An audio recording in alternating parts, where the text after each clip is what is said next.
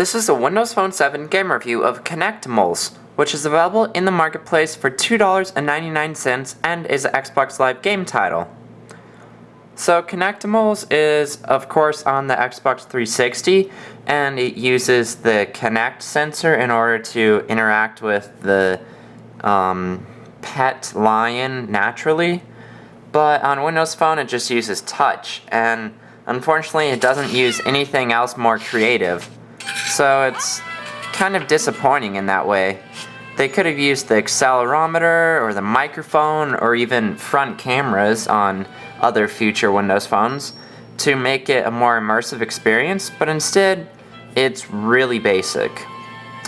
So it is kind of cute, and you have a selection of those different cubs there, and you can give them all a name and you can play through each one, and then that really increases the lasting value.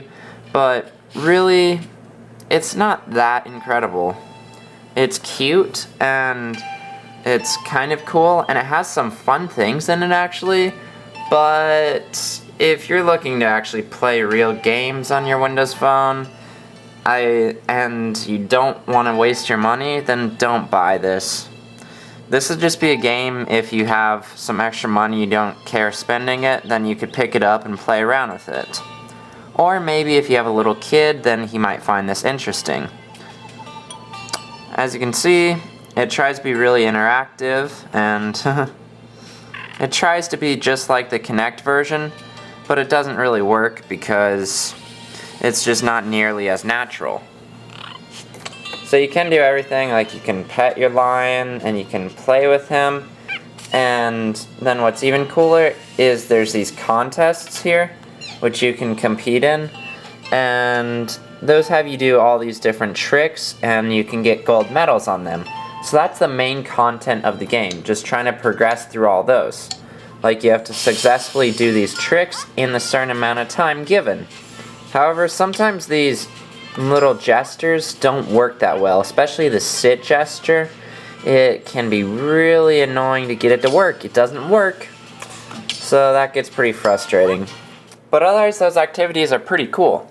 And you also have activities like jump rope, which can get really tricky because some of the levels go really slow and then fast, and they change the pace on you, so it keeps it exciting. And there's also the fetch mode where you just throw the ball to the lion and then he'll have to catch it. And that gets interesting because sometimes you have to throw it completely in the air straight to him. Other times you can bounce it. And so it all has some nice variation in there. And those are a lot of really interesting activities you can actually do. And those turn out to be sort of fun.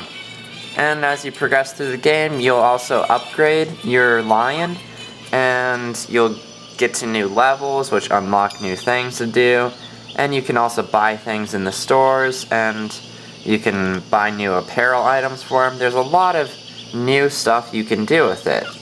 There's also a camera mode in the game where you can take a picture of something and then place your lion right on it. So you can take a new photo or select a photo from your albums, and then you can place your lion right on it. So, Halloween, I dressed up as the Party Rock Anthem guy. Let's select this picture. And we can probably put him on my shoulder. It zoomed in way too far, but whatever. So you move it around. The controls are a little weird, but you might get used to them. So then you can like place them right there. You can change different poses. And then you click to take a picture, and it takes a picture there. And then it saves it to your phone. So that mode is pretty cool, and there's even challenges with that one where you have to go a certain distance away from your home and take a picture and place your lion there. So that mode's really cool and adds some unique different things and encourages you to actually take out your phone when you're away from home and open up the game.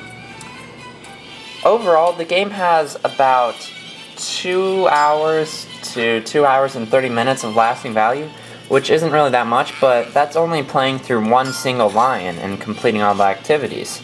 After that, you could adventure through the different lions, and you also can explore the different maps, and There are a lot of other things you can do, and you can also interact with the Kinect version on the Xbox 360, but overall, after 2 hours and 30 minutes, you'll probably be done with the game and won't really find anything that else interesting about it, so the lasting value isn't that great. Also, the game isn't Mango enabled, so that really sucks because it has a really long load time in the beginning. And it's really annoying that Microsoft doesn't actually make their own games Mango enabled even when they're the ones that develop Mango. So Microsoft fails. And overall, I would only passively recommend Kinectimals. If you don't mind spending $2.99 on it, then it's a interesting little title to check out. But otherwise, you could pass it. Presentation's good, it's got good music in it, and overall it's a pretty polished game, but it's nothing that you must have. Nevertheless, you can find Kinectimals in the marketplace for $2.99.